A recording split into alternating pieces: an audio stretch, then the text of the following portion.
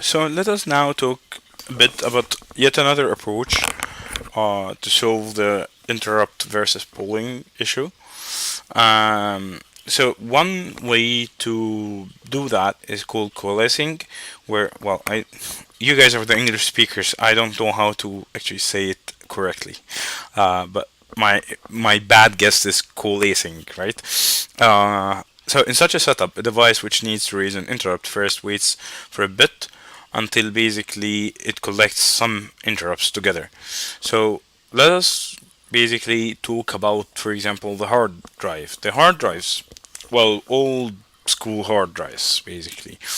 The ones that HDDs basically. You had sectors. You had on hard drives consisted of sectors, and each sector was 512 kbs. So if you basically are going to write 8 bytes, okay, and these hard drives are mechanical, right? I mean, the way that hard drives are built, it's basically you have a sort of what we call a needle, and you have a magnetic device, okay? And basically, when the hard drive, when you want to write somewhere, you seek, basically, you turn that magnetic drive, that magnetic circle, seeking basically until or and until you basically the head of the needle is on top of the area where you want to write, and then when you're there, you basically go down, you write whatever you're going to write, you raise the needle, okay, and then if there's more to write, you go down again and you write more and go up. I mean, so each sector is 512 kbs, right? And if you're reading data, it's exactly the same too. You basically go down, you read whatever, and then you go up, right? So suppose that you're going to read 512 kbs, but each one of them comes in an interrupt on its own, with each interrupt asking you to read 8 kbs, okay? So that means that if you service each interrupt on its own, okay, you will seek, okay, suppose these 512 kbs are right next to each other. So you will go down, you will seek, you will go down, you read 8 kbs, you go up, you will basically seek again, read 8 kbs, and so on. So while better approach would have been to go down, read all 8 k or all 512 kbs, and go up only one time.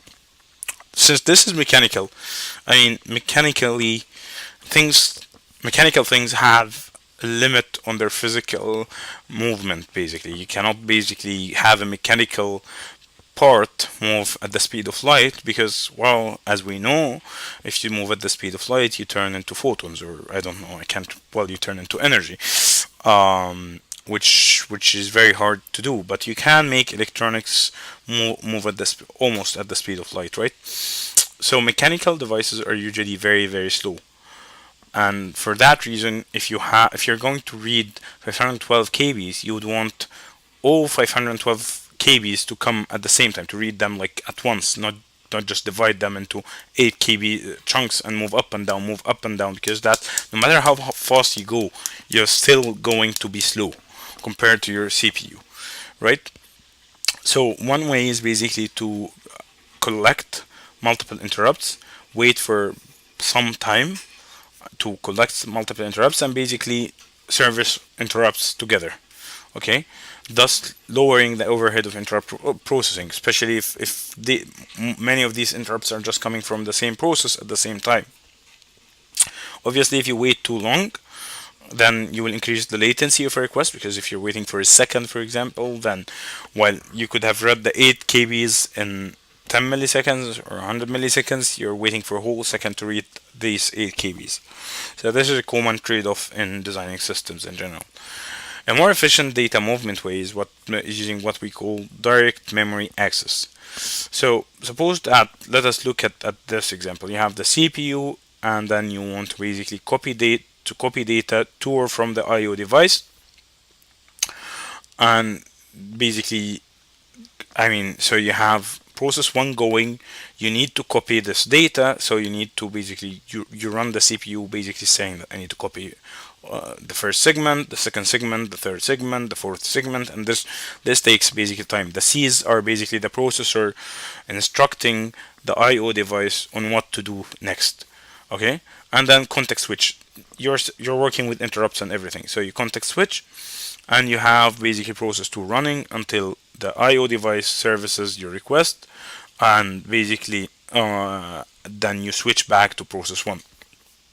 Okay, obviously, if you can offload the CPU from copying data to and from the I/O device, basically instructing the I/O device to do what it needs to do, you can save time.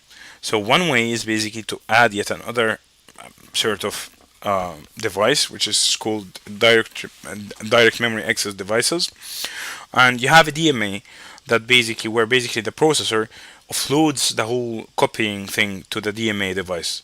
Okay, and the DMA device is, you can think of it as fast as the processor basically in terms of it communicates with the processor at the same speed. So the processor